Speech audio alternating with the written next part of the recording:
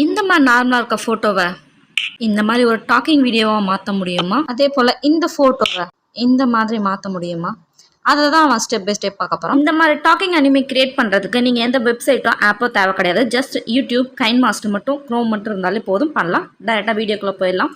So first நம்மளுக்கு photo தேவை. அதனால கூகுள் போறோம். கூகுள் போயிட்டு லெக்சிகா ஏஐ அப்படின்னு சொல்லி குடுத்தோம்னா ஒரு வெப்சைட் ஓப்பன் ஆகும்.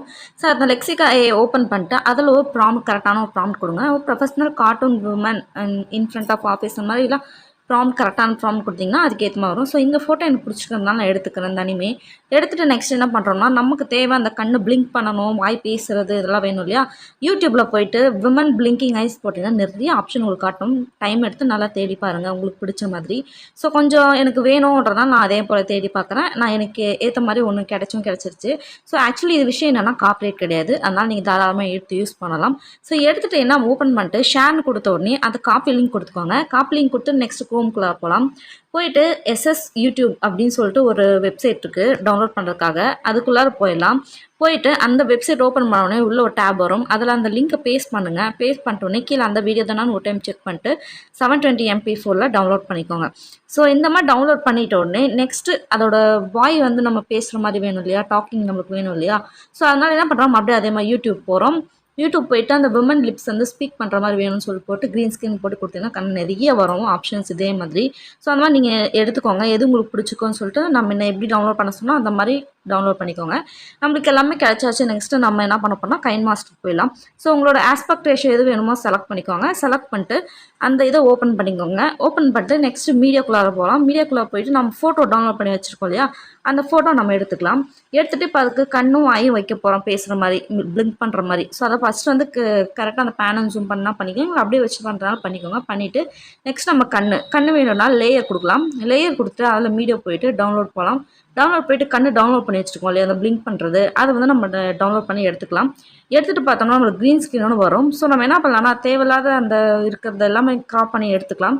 எடுத்துகிட்டு நம்ம முன்னாடி கொண்டு வந்துட்டு நெக்ஸ்ட் என்ன பண்ண போகிறோம்னா அந்த பின்னாடி இருக்க அந்த க்ரீன் ஸ்க்ரீனை ரிமூவ் பண்ணணும். ஸோ அதுக்காக குரோமா கீ போகிறோம். எனேபிள் கொடுத்துன்னு தானாக வந்துடுது. ஸோ லைட்டாக அதை அட்ஜஸ்ட் பண்ணி அந்த 2 கண்ணுக்கும் மேலே வர மாதிரி நம்ம அட்ஜஸ்ட் பண்ணிக்கலாம். ஸோ கொஞ்சம் இதுக்கு டைம் எடுக்கும். கரெக்டாக வச்சு அட்ஜஸ்ட் பண்ணிக்கோங்க. மேலே இருக்க ஐபோ வந்து நமக்கு தேவையில்லை இல்லையா? ஆனால் நம்ம என்ன பண்ண போகிறோம்னா வெளில வந்துட்டு அதிலே கிராப் அப்படின்ற ஆப்ஷன் வந்து இருக்கும். அந்த கிராப் கொடுத்த உடனே அந்த கீழே கரெக்டாக அந்த ஐப்ரோ வரைக்கும் எடுத்துட்டோம்னா அந்த கண்ணு மட்டும் நம்மளுக்கு கரெக்டாக இருக்கும். அந்த ஐப்ரோ இருக்கிற ஐப்ரோ அப்படியே இருக்கும். ஸோ நீங்கள் ஒரு டைம் வந்து அப்படியே ப்ளே பண்ணி பாருங்கள் கரெக்டாக வருதான்னு சொல்லிட்டு. இல்லை முன்னாடி ஏதாவது கிராப் பண்ணுறது அந்த மாதிரி ஏதாவது வேணும்னா கிராப் பண்ணிக்கோங்க. ஃபினிஷ் ஆகிட்டு எனக்கு அந்த பிளிங்கிங் கொஞ்சம் ஸ்லோவாக இருக்கிற மாதிரி ஃபீல் ஆகுது. நான் அதனால் என்ன பண்ண போகிறேன்னா வெளியே வந்துட்டு அதில் அந்த மீடியா வந்து கிளிக் பண்ணிவிட்டு நான் என்ன பண்ண போனால் ஸ்பீடில் போயிட்டு எனக்கு அந்த பிளிங்கிங் ஸ்பீடு வந்து அதிகம் பண்ணிக்கிறேன். அதிகம் பண்ணிட்டு இப்போ நம்ம ப்ளே பண்ணி பார்த்தோம்னா அந்த பிளிங்கிங் ஸ்பீடு வந்து அதிகமாகும். கொஞ்சம் நாளாக இருக்கும் அது பார்க்கறதுக்காக. அதுக்கு தான் ட்ரை பண்ணி பார்க்குறேன். ஸோ நீங்கள் எக்ஸ்பிளைன் பண்ணி பாருங்கள். அப்படியே வேணாலும் எடுத்துவாங்க. நெக்ஸ்ட்டு லிப்ஸ் போட போகிறோம்.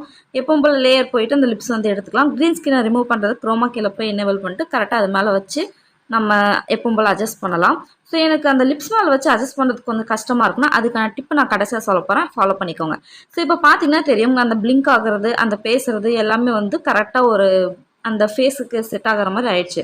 ஸோ நெக்ஸ்ட்டு நம்ம என்ன பண்ண போகிறோம்னா நம்மளோட வீடியோ வந்து ரெடி ஆயிடுச்சு. டாக்கிங் அனிமே வந்து ரெடி ஆயிடுச்சு. நீங்கள் என்ன பண்ணலாம்னா அந்த டாக்கிங் அனிமேவை அப்படியே சேவ் பண்ணி வச்சுக்கோங்க. டவுன்லோட் பண்ணி வச்சுக்கிட்டிங்கன்னா நீங்கள் நெக்ஸ்ட் வந்து நீங்கள் பேசும்போது அந்த டாக்கிங் அனிமே பேசுகிற மாதிரி வரும் இல்லையா?